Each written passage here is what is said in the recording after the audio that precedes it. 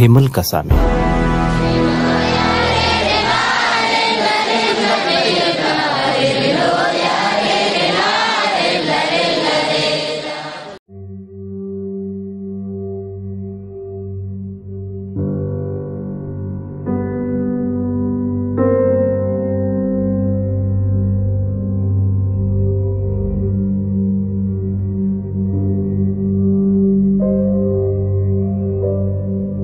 जो गैरसमज आहे की बिबट्या क्रूर आहे, तरच अत्यंत क्रूर आहे, असा एक समज आहे आपल्याकडे.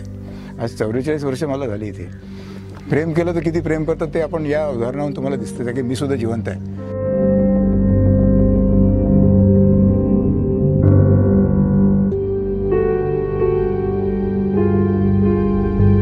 जंगलामध्ये फक्त आई त्यांच्या गरजा पुरवू करते. आई सगळं शिकवतो. शिकार कशी करायची, स्वतःला कसं वाचवायचं, किंवा काय खायचं आणि काय नाही खायचं. म्हणजे पण हे जे लहान पिल्लू आहेत की ज्यांनी आई बघितलीच नाही कारण डोळे बंद होते, तर यांना अनाथालयाची गरज होती आणि आपण ते करुणेतून सुरू केलं.